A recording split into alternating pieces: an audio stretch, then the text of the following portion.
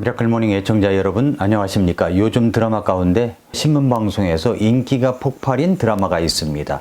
이상한 변호사 우영우. 제 이름은 똑바로 읽어도 거꾸로 읽어도 우영우입니다. 기러기 토마토 스위스 인도인 별똥별 우영우 역삼녀. 자폐 스펙트럼 장애를 가진 변호사의 자기소개입니다. 어눌하지만 빠르게 이어가는 말투와 구체적이고 정확한 고래 생태계에 대한 지식이 깜짝 놀랄 정도입니다. 말할 때 상대의 눈을 똑바로 쳐다보지 못하지만 누구도 생각하지 못한 사건의 해결 방법을 찾아낼 때 통쾌함을 느낍니다. 우영우 역을 맡은 박은빈 배우가 연기를 하는데 정말 자폐증을 가진 사람처럼 연기를 잘합니다. 호평이 쏟아집니다. 박은빈 배우의 몸값이 배나 뛰었습니다. 사람들이 이상한 변호사 우영우에 대하여 관심과 호평이 많이 쏟아지고 있습니다. 주인공 우영우는 자폐성 장애인 중 드물게 천재성을 보이는 서번트 증후군을 가진 인물입니다. IQ가 164, 높은 지능으로 모든 법조문과 판례를 정확하게 외우는 기억력이 정말로 뛰어난 인물입니다. 서울대 로스쿨을 수석으로 졸업하고 고득점으로 변호사 시험에 합격해 대형 법무법인에 입사를 했습니다. 그러나 많은 사람들이 그러하듯이 자폐 스펙트럼 장애를 앓고 있는 우영우를 처음부터 그렇게 반긴 것은 아닙니다. 자폐를 앓고 있는 사람에 대한 선입견이 많은 사람들에게 있기 때문이죠. 김효원 서울 아산병원 소아정신건강의학과 교수님은 요즘 진료실을 찾는 이 보호자들에게 이런 말을 종종 건넨다고 합니다. 우선 합격할 때까지 진단이 없어지도록 최대한 노력해보고요. 그래도 안 되면 자폐 스펙트럼 장애를 가지고 세상을 잘 살 수 있도록 해봐요. 우영우처럼요. 이렇게 말한다고 합니다. 이 김 교수는 자폐 스펙트럼 장애를 발견해 조기에 개입하면 상당한 수준으로 발달하는 경우가 많이 있다고 말합니다. 김 교수가 병원에서 만나는 자폐 스펙트럼 장애 아이들은 1년에 2,000명이 넘습니다. 김 교수님에 따르면 자폐 스펙트럼 장애는 의사소통과 상호작용에 어려움을 겪고 행동을 반복하거나 관심사가 제한적인 특징을 보입니다. 일상생활의 규칙을 정해진 대로 유지하고 싶어 하거나 감각적 자극, 빛, 무늬, 소리, 회전, 물체 등에 사로잡히는 경우도 있습니다. 우영우가 헤드폰을 쓰고 다니거나 문을 열기 전 손으로 숫자를 세고 고래에 제한된 관심을 보이며 늘 김밥을 먹는 규칙 등을 보이는 것들이 이러한 특징을 설명한다고 하는 것입니다. 우영우가 하는 반항어, 상대방의 말을 따라하는 행위도 증상 중 하나인데 이는 다만 영유아기에 흔하고 성인, 특히 우영우같이 지능이 좋은 경우 흔하게 관찰되지는 않는다라고 김 교수는 말하고 있습니다. 김 교수는 진단명에 스펙트럼 이 범위가 붙을 만큼 이 장애의 증상도 기능의 수준도 다양하다라고 설명합니다. 이상한 변호사 우영우에도 형을 폭행해 사망에 이르게 한 혐의로 기소된 자폐 스펙트럼 장애인 김정훈이 등장하는데 그는 변호인들과의 의사소통조차 쉽지 않은 상태입니다. 그는 극중에서 정훈이가 흔히 만나는 모습이고 정훈이보다 훨씬 심해서 어른이 되어서도 말 한마디 못하거나 혼자 생활이 어려워서 시설에 있는 경우도 허다하다고 말합니다. 우영우처럼 정상적인 인지 기능을 가지고 있는 경우 고기능 자폐 스펙트럼 장애라고 부르기도 하는데 통상 IQ가 지능지수가 정상인 경우 고기능 자폐라고 하는데 전체 자폐 중에 20에서 30% 정도라고 합니다. 빨리 찾아내고 조기에 개입하면 경과는 좋아지는 경우가 많다고 합니다. 20, 30% 중에 우영우처럼 잘하는 사람은 극히 드물다라고 또 말합니다. 그는 자폐 스펙트럼 장애를 가진 사람이 50에서 80%는 지적 장애를 동반해서 현실에서는 우영우보다도 김정훈 같은 장애인을 흔히 이야기하는 것이 맞다고 합니다. 아니 드라마의 김정훈보다 더 심한 경우가 허다하다고 하는 것입니다. 7월 19일자 한 일간지에는 현실엔 없는 우영우, 자꾸 깨무는 185cm 아이, 엄마는 8년째 우울증 약을 먹는다라는 기사가 있었습니다. 저는 이 드라마를 통해서 자폐 스펙트럼 장애를 앓고 있는 사람들을 더욱더 잘 이해하고 받아들여주고 그 부모들의 아픔을 함께 공감해주며 격려를 많이 해주었으면 하는 바람이 있습니다. 이 이상한 변호사의 작가 문주원은 참 뛰어난 사람이라고 생각합니다. 그렇게 참 어려운 사람들을 들추어내서 감동 있게 이야기하기 때문입니다.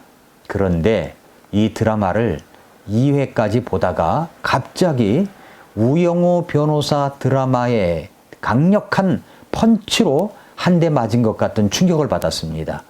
왜냐하면 두 번째 마지막 부분에서 회장님의 딸이 결혼 파경에 이르고 그 속에 들어있는 모습을 나타내는데 극중 인물이 한 대사, 한 문장 때문에 깜짝 놀랐습니다. 오게티라고나 할까요? 아니, 작가가 의도적으로 글을 쓰고 이 문장을 넣은 것일까요? 결혼은 사랑하는 사람과 하는 거야 하면서 자기 아버지 앞에서 법정에서 자기가 좋아하는 언니 손을 붙잡고 나갑니다. 둘은 손잡고 즐겁게 나갑니다. 모두 깜짝 놀란 얼굴들입니다. 저도 깜짝 놀랐습니다. 뭔가 한 방 맞은 느낌이었습니다. 아니, 이럴 수가? 이 문주원 작가라는 분이 수상하다고 생각이 들어서 좀 신문에 또 여러 가지 서치를 해봤습니다. 제가 제목을 이상한 변호사, 수상한 작가, 이상한 변호사 우영우, 수상한 작가 문주원이라고 하는 이유가 있습니다. 레즈비언을 등장시켜 전체 16회 중에 한 편의 구성 드라마와 한 줄 대사를 통해서 은근히 이 사회에 결혼은 남자나 여자나 누구든지 사랑하는 사람과 하면 된다는 메시지를 주고 있는 것입니다. 이상한 변호사 우영우에서만 성소수자를 다룬 것만은 아니었습니다. 문주원 작가는 훈훈한 소수자들의 삶을 다룬 것도 있지만 문주원 작가는 동성결혼에 대한 메시지를 강력하게 제시하는 작가라는 사실입니다. 우영우에서만 그런 것이 아닙니다. 우영우 작가, 문주원 씨는 자폐 장애를 가진 주인공에 이어서 각 작품마다 하나씩 성소수자를 미화시키는 내용을 끼워넣고 있습니다. 저는 본 적이 없습니다만 제가 문주원 작가에 대해서 서치를 하다 보니까 그의 작품 증인에서는 아버지가 결혼하지 않은 아들을 향해서 남자도 괜찮다 사람이면 이라는 대사를 한 줄 넣어 결혼은 남자든 여자든 사랑하는 사람과 하는 것이라는 이 잘못된 메시지를 사람들 머릿속에 심어주고 있다는 사실입니다. 사람들에게 인기가 있고 감동을 주는 내용 속에서 그 한 줄 대사를 전체 16회 중에 한 줄만 끼워 넣어도 사람들은 그 메시지를 강력히 받습니다. 결혼은 사랑하는 사람과 하는 거야. 그 말은 맞습니다. 한 남자와 한 여자가 그렇게 사랑하는 사람과 할 수 있습니다. 그런데 남자가 남자와 더불어 여자가 여자와 더불어 사랑하는 사람이라고 결혼할 수 있다고요? 동성연애와 결혼을 많은 사람들에게 각인시켜 주려고 하는 시도입니다. 그러니까 수상한 작가죠. 크리스천의 미디어 바로보기가 이루어져야 됩니다. 이런 대사에 대해서, 이런 내용에 대해서 성경은 무엇이라고 말씀하고 있는가를 보아야 합니다. 성경은 이렇게 말씀합니다. 마가복음 10장 7절부터 9절에 보면은 이렇게 말씀을 했습니다. 이런 까닭에 남자가 자기 아버지와 어머니를 떠나 자기 아내와 연합하여 그들 둘이 한 육체가 될지니라. 그런즉 이와 같이 그들이 더 이상 둘이 아니요 한 육체이니 그러므로 하나님께서 짝지어 주신 것을 사람이 나누지 못할지니라 하시니라 말씀했습니다.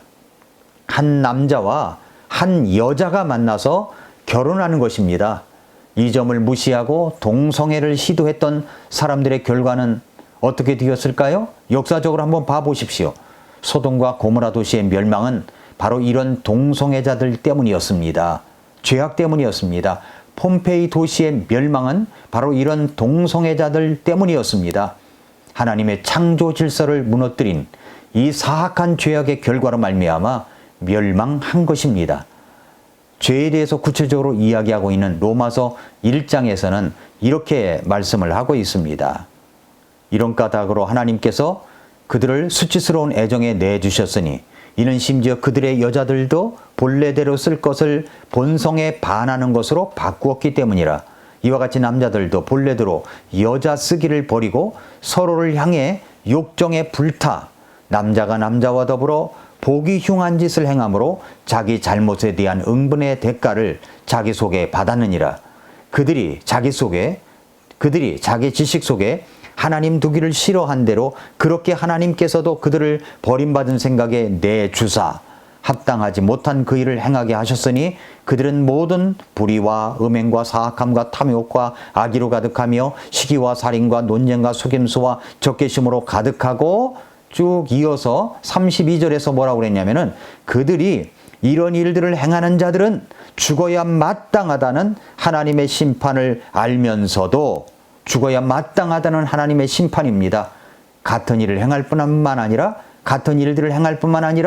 그런 일들을 행하는 자들을 기뻐하느니라. 그렇게 이야기하고 있습니다. 사랑하는 애청자 여러분, 성도 여러분, 이상한 변호사 우영우의 작가 문주원 씨는 하나님께서 보시기에 수상한 작가입니다. 아니, 이상한 작가입니다. 동성 결혼을 조장하는 작가라고 볼 수밖에 없습니다. 미디어 바라보기의 기준은 성경입니다. 속지 마십시오. 경계하십시오. 서울시청 앞 퀴어 축제를 하는 사람들은 하나님 앞에서 수치스러운 짓을 하는 사람들입니다. 퀴어들이 등장하는 방송 프로그램에서 사회를 보고 있는 홍석천이나 신동엽 씨도 똑같은 부류입니다. 성경은 동성결혼을 사악한 죄악이라고 말씀합니다. 결혼은 한 남자와 한 여자가 하는 것입니다. 앞으로 제가 몇 번에 걸쳐서 성경적인 연애와 성경적인 결혼에 대해서 전하려고 합니다. 그리고 뿐만 아니라 이혼과 재혼에 대해서도 성경에서 무엇이라고 말씀하고 있는가를 여러분에게 전하도록 하겠습니다. 미디어 바로보기를 성경적으로 해야 합니다. 오늘도 미라클 모닝입니다.